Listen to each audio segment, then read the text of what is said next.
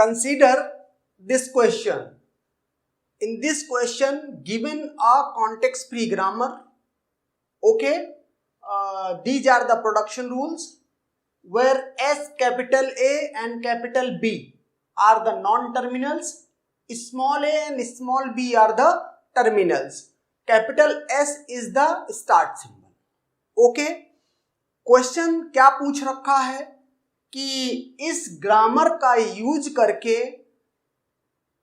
इन 4 string में से कौन सी स्ट्रिंग डिराइव की जा सकती है यूजिंग दिस ग्रामर. ओके, तो अच्छा, दूसरे क्वेश्चन में क्या पूछ रहा है? 2 पार्ट में क्वेश्चन आया था, गेट का क्वेश्चन है. दूसरे पार्ट में क्या पूछ रहा है कि जो स्ट्रिंग ऊपर वाले इस क्वेश्चन से निकल के आई है आंसर में, उसके लिए कितने टोटल डेरिवेशन ट्रीज पॉसिबल है. मींस अगर इस तरह का क्वेश्चन आता है तो आप सेकंड क्वेश्चन का आंसर तब तक नहीं दे सकते हैं जब तक पहले का आंसर ना दे दें. ओके, तो अब हम इसको सॉल्व करेंगे. तो अगर इस तरह के क्वेश्चन आते हैं तो मींस इस पे डायरेक्टली कोई कॉन्सेप्ट याद नहीं आ रहा है.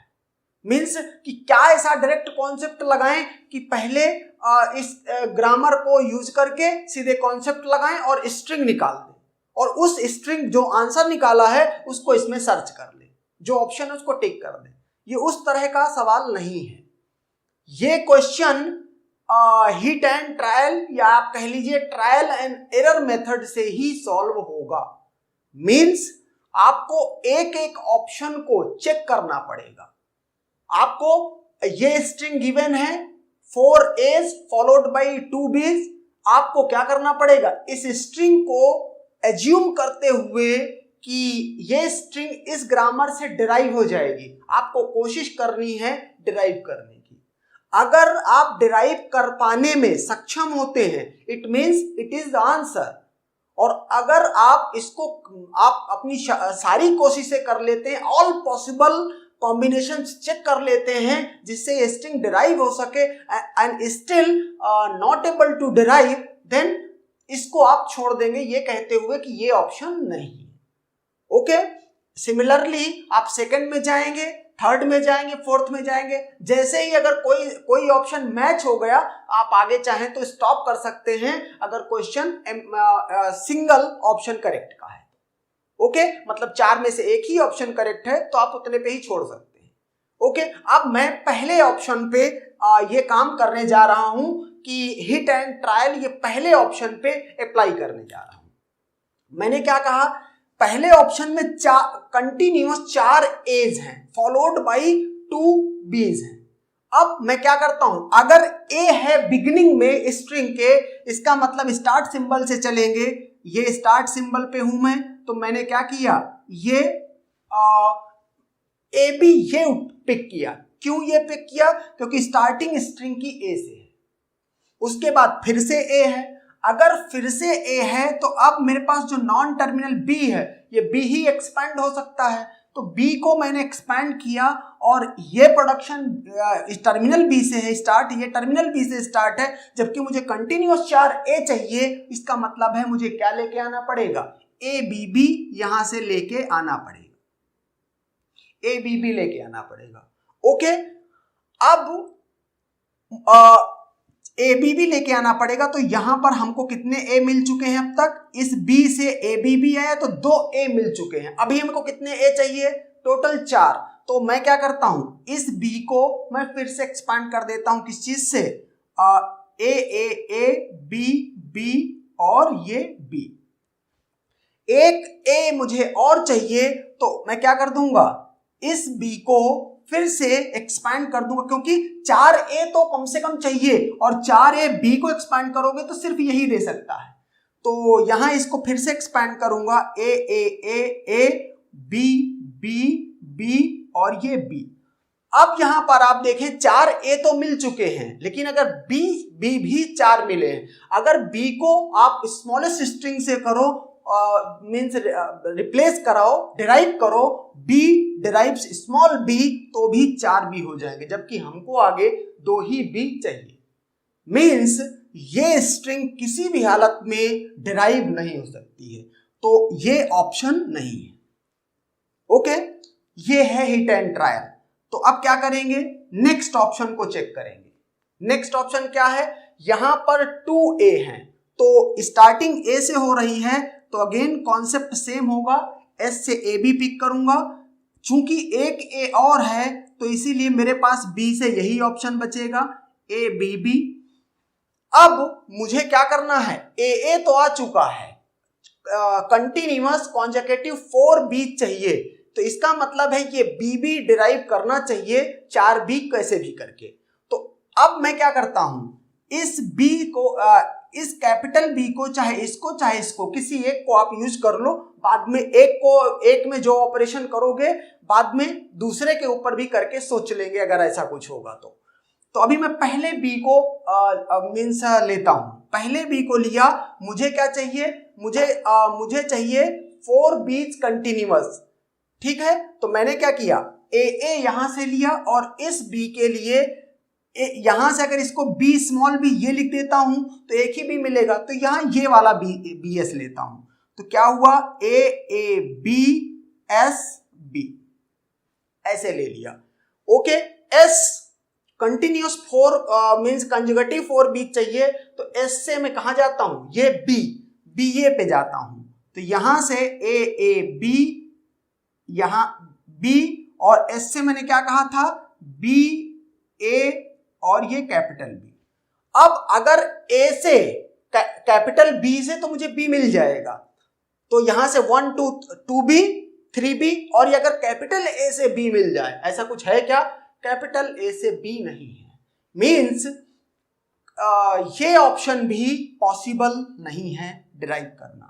जो काम मैंने इस कैपिटल B पहले वाले को लेकर के डिराइव करवा दिया है BS एंड आगे जो भी प्रोसेस किया है, आप चाहो तो ये लास्ट वाले B में भी यही प्रोसेस करके देख सकते हो एंड अल्टीमेटली मीन्स ये स्ट्रिंग डिराइव नहीं होगी।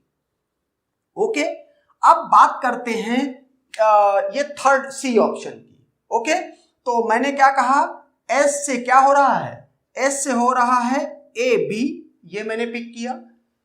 चूंकि इसमें भी पहले A था तो मेरी मजबूरी थी कि S से AB मुझे पिक करना था।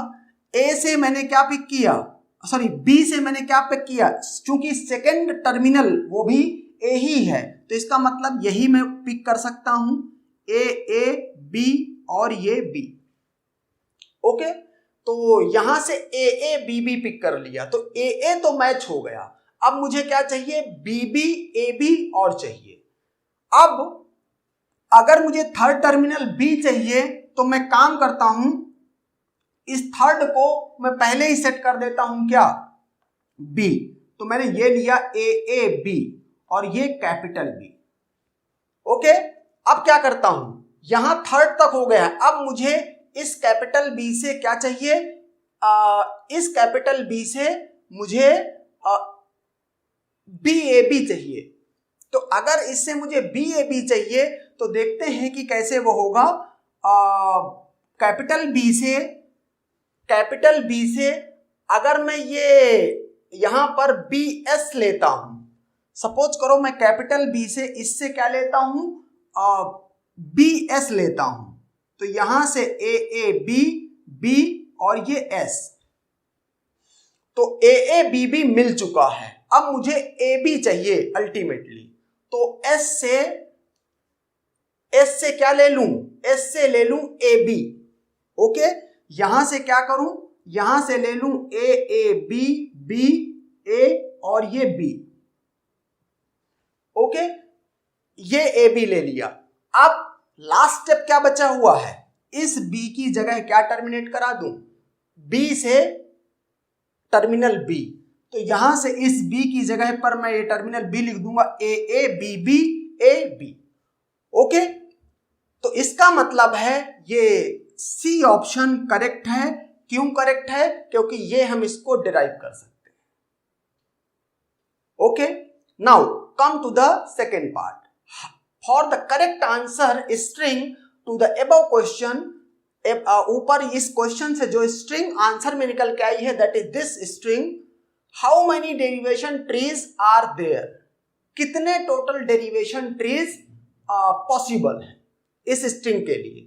ओके, तो अगर ये स्ट्रिंग निकल के आई है तो आपको अब डेरिवेशन ट्री बताना है, टोटल कितने डिस्टिंक्ट डेरिवेशन ट्री पॉसिबल है।